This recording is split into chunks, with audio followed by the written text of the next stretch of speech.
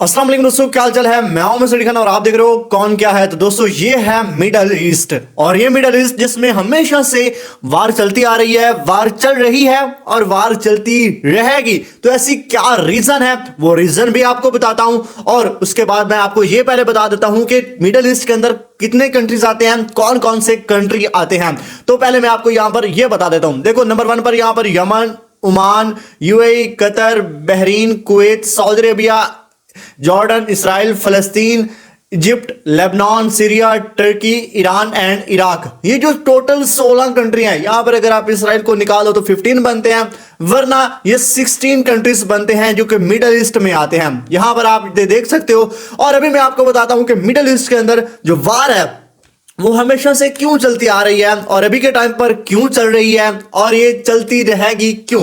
तो ये स्टार्ट होता है 1923 के अंदर, जब ट्रीटी ऑफ लुसेन साइन करी गई थी। तो यहां पर अगर आप देखो तो ये है ट्रीटी ऑफ लुसेन और इसी के तहत पर जो अभी के टाइम पर हमें मिडिल ईस्ट के अंदर कंट्री दिखाई देते हैं, यहां पर इनके बॉर्डर खींचे गए थे और बॉर्डर खींचते वक्त जो ग्राउंड रियलिटी है उसको बिल्कुल नजरअंदाज किया गया था। आप समझ रहे हो ना कैसे नजरअंदाज किया गया था। पहले यहां पर मैं आपको बता दूं कि ये जो अंग्रेज है ना, ये जहां भी गए हैं इन्होंने कुछ ऐसी डिवीजन करी है, ऐसी तकसीम करी है कि वहां के लोग आने वाले जो भी इनकी जिंदगी है वो इन्हीं जो झगड़े हैं, इन्हीं जंगों में पड़े रहे। यहां पर अगर आप देखो तो पाकिस्तान और इंडिया है, यहां पर उन्होंने डाल दिया था ये वो जो कश्मीर का मामला है, जो कि हमेशा इंडिया और पाकिस्तान के बीच में इसी वजह से जो आपस में उनके जो ताल्लुकात हैं वो नहीं अच्छे से बन पा रहे हैं। और उसके बाद यहां पर जब उन्होंने यहां पर ड्यूरेंट लाइन खींची गई थी तो उस वक्त जो बलूचिस्तान के अंदर यहां पर अगर आप देखो तो ये मैप है ना, तो मैप के अंदर जो पाकिस्तान का प्रोविंस यहां पर बलूचिस्तान है, इसमें भी टोटल बलोच है। और यहां पर जो ईरान का प्रोविंस है सिस्तान, इसके अंदर भी बलोच है। तो उन्होंने यहां पर भी इस बॉर्डर को बिल्कुल बीच में खींच दिया, यानी आधे बलोच इधर कर दिए और आधे बलोच इधर कर दिए, ताकि आने वाली जिंदगी इनका यही प्रॉब्लम है कि हम तो एक ही नस्ल के हैं तो हम एक अलग कंट्री बनाएंगे। इन्होंने हमें बांट दिया और अभी के टाइम पर बलूचिस्तान में भी यही जो सिविल वार की सिचुएशन रहती है और यहां पर ईरान के अंदर भी यही रहती है। तो इनकी आपस में जो ईरान और पाकिस्तान की शायद इनकी जो यहां पर टेररिस्ट रहते हैं उनकी वजह से यहां पर हमेशा से तनाव रहता है। तो जब यहां पर बांटा गया था तो एक तो यहां पर ईरान के साथ ये वाला पंगा इन अंग्रेजों ने डाल दिया, दूसरा यहां पर ईरान इंडिया के साथ जम्मू एंड कश्मीर का डाल दिया और जो अभी तक खत्म होने का नाम भी नहीं ले रहा। और इसी तरह जब 1923 के अंदर ट्रीटी ऑफ लुसेन साइन करी गई थी तो उसी के तहत जो अभी के टाइम पर हमें मॉडर्न यहां पर टर्की दिखाई देता है, ये उसी का नतीजा है। तो यहां पर अगर आप देखो तो यहां पर देखिए ये जो आपको थोड़ा सा डार्क कलर दिखाई दे रहा है, ये सारी कुर्द पॉपुलेशन है, जो कि कुछ यहां पर अगर आप देखो तो यहां पर ये जो सारी ऊपर वाली ये टर्की के अंदर रहती है और कुछ यहां पर ये सीरिया के अंदर भी रहती है, कुछ यहां पर ईरान के अंदर रहती है और बाकी जो है वो यहां पर इराक और ईरान दोनों में, मतलब कि 4 कंट्रीज के अंदर कुर्द पॉपुलेशन रहती है। टर्की, सीरिया, इराक और ईरान, सारे ये जो डार्क कलर आपको दिखाई दे रहा है ये है यहां पर कुर्द पॉपुलेशन। और इनका 1923 से लेकर के अभी तक एक ही इनका मुतालबा है और वो मुतालबा ये है कि हम एक इंडिपेंडेंट कंट्री बनाएंगे, यानी कुर्दिस्तान बनाएंगे। यहां पर अगर देखो तो कुर्दिस्तान लिखा हुआ भी है, तो इनका एक ही मुतालबा रहा है कुर्दिस्तान। और इसी को लेकर के जो टर्की है, यहां पर मैं आपको बताऊं तो टर्की के यहां पर इनका जो जब भी कोई कुर्द पॉपुलेशन यहां पर वो ईरान के अंदर कोई कुर्द जो पॉपुलेशन है उनके अंदर कोई ऐसी सिचुएशन पैदा हो के उनके अंदर जो बगावत वाली सिचुएशन है वो उसकी तरफ वो जाने लगे, तो सबसे पहले जो टर्की है ये एक्शन लेता है यहां पर उनको दबाने के लिए। इराक के अंदर अगर कोई कुर्द पॉपुलेशन के अंदर कुछ ऐसी सूरत हाल पैदा होती है तो उसको दबाने के लिए टर्की सबसे आगे आता है। सीरिया के अंदर अगर कोई कुर्द जो पॉपुलेशन है उनके अंदर कुछ बनता है तो सबसे पहले जो टर्की है वो आता है इस कुर्द जो पॉपुलेशन है इसको दबाने के लिए आगे आता है।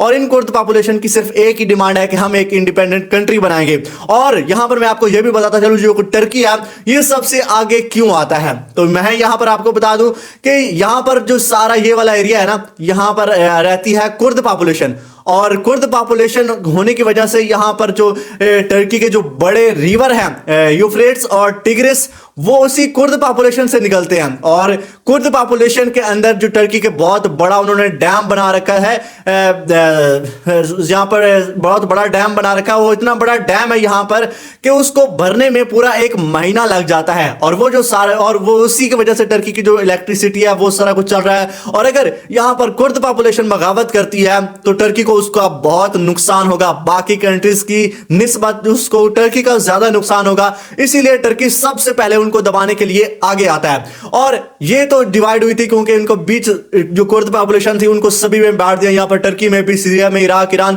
ताकि आने वाले जितने भी इनकी आने वाला वक्त है इनके अंदर कोई ना कोई सिविल वार चलती रहे। और उसके बाद जो टर्की है उसकी सीरिया के साथ क्यों मरी, तो यहां पर मैं आपको बता दूं कि यहां पर जो टर्की का यहां पर ये जो अंताकिया है, ये यहां पर इसको पहले अलेक्जेंड्रिया बोला करते थे 1930 से पहले अलेक्जेंड्रिया, जो कि यहां पर सीरिया का ये प्रोविंस है और सीरिया का प्रोविंस था 1930 से पहले, और इसको अलेक्जेंड्रिया बुलाया करते थे। और यहां पर जो ज्यादा पॉपुलेशन थी वो तुर्क पॉपुलेशन थी, और टर्की चाहता था कि ये जो पॉपुलेशन है, ये जो सारा एरिया ये हमें मिल जाए।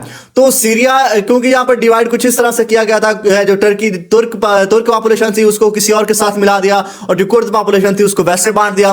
तो यहां पर 1930 में जो टर्की है इसने यहां पर जो फ्रेंच एम्पायर है इससे अपील करी कि ये जो सीरिया के पास आपने अलेक्जेंड्रिया दिया हुआ है ये हम अपने कंट्री के साथ शामिल करेंगे। और 1939 में जो यहां पर अलेक्जेंड्रिया है, यहां पर टर्की इसको अपने साथ मिला लेता है, और अभी के टाइम पर इसको अंताकिया बुलाते हैं। और इसी तरह ये सारे कंट्रीज के साथ इन्होंने कुछ ऐसी ही सूरत हाल, जब इसको डिवाइड किया गया था तो ऐसा ही हुआ था। यहां पर अगर आप देखो तो इसराइल और फलस्तीन जो है इनको आपस में, जो यहां पर जो यहूदी हैं उनको मुसलमानों के बीच में ला करके छोड़ दिया, ताकि यहां पर हमेशा इनकी जंगें चलती रहे, और अभी के टाइम पर भी चल रही है। और डिवाइड इनको कुछ ऐसे, मतलब जब यहां पर जो यहूदी आते हैं तो उनको एरिया कुछ इस हिसाब से दिया जाता है, यानी अगर आप अपने दोनों हाथों को आपस में जोड़े ना, आप दोनों हाथों की उंगलियां एक दूसरे के अंदर फंसा दें, तो कुछ ऐसा ही यहां पर डिवाइड जो जमीन की है, डिवाइड उनकी तकसीम की गई थी। यानी आप कह लीजिए कि यहूदियों को मुसलमानों के बीच में घुसा दिया गया, ताकि इनके जो हालात हैं वो कभी सुधर ही ना पाए। तो अभी आपको पता चल गया होगा कि यहां पर ये जो डिवाइड हुई थी ये कैसे हुई थी और क्यों हुई थी, और इसी वजह से यहां पर जो हमेशा से वार चलती आ रही है। और दूसरी जो सबसे बड़ी रीजन है वो ये है कि यहां पर जो मिडिल ईस्ट है ना, ये पूरी दुनिया का आप कह लीजिए कि एक हब है, और अंग्रेज और बड़ी जो सुपर पावर है वो ये नहीं चाहती कि ये थोड़े से ऊपर उठ जाए, ऊपर उठ जाए और एक आजाद कुछ ऐसा कर दे कि हमारा जो सारा ट्रेडिंग है, क्योंकि यहां पर ये जो सबसे बड़ी स्विस कैनाल है बहुत इंपॉर्टेंट है, ये इसका इख्तियार भी यहाँ पर मिडिल ईस्ट के पास है, यानी इजिप्ट के पास है। और उसके बाद यहाँ पर ये जो स्टेट ऑफ हॉर्मज है इसका कंट्रोल भी मिडिल ईस्ट ही आप कह सकते हैं यहाँ पर इसके पास है।